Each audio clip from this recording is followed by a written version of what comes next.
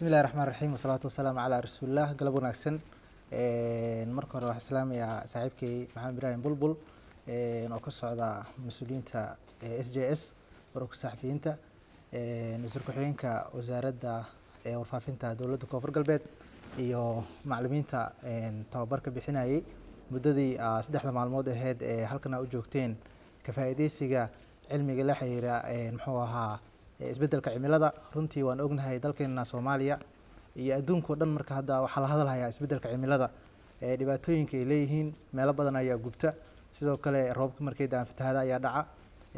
Dhibaatooyinkaas waxaa sabab u ah isbeddelka cimilada, roobka oo naga daaha markuu roob noo yimaadana waa ognahay ayaan dhaweyd waxaa dhacay fatahaado fara badan magaaladan Baydhabo ha ugu badnaadaane oo dhibaatooyinka ay ka geysteen fatahaadaha waan ognahay, waa la soconaa.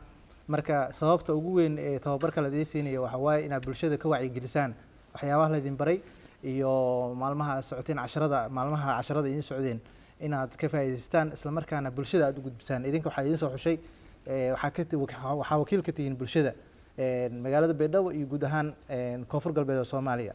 marka qof kastoo maanta halkan cashar ka bartay wuxuu wakiil ka yahay gurigu ka yimi asxaabtiisii iyo bulshadii oo u shaqeynayay. idinka bulshada ayaa waxaa u tihiin afhayeen. marka waxaa idinkaga baahan yahay casharada aad qaadateen inaad fulintiisa aad ku dhaqaaqdaan, bulshada aad wacyi gelisaan, idaacadaha iyo telefishinada aad ka shaqeysaan, in aad dib ugu laabataan casharadii aad barateen. marka waxaa idinkaga baahan yahay isbeddelka cimilada in wacyigelin fara badan ayuu u baahan yahay. dunida hadda waan ognahay meel walbo aad tegtid waxaa laga hadlayaa isbeddelka cimilada. marka isbeddelka cimiladana wacyigelin fara badan ayuu u baahan yahay, sida in aan dhirta la jarin. dhirta oo la jaro dhibaatooyinka ay leeyihiin waxaa ka mid ah waxyaabaha hadda aan iska wacyigelinayno. marka aad iyo aad u mahadsantihiin juhdiga ee SJS bixisayna waan uga mahad celinaynaa. saxafiyiinta idinkana aad iyo aad u mahadsantihiin sida wanaagsan ee saddexda maalmood casharada aad u qaadateen.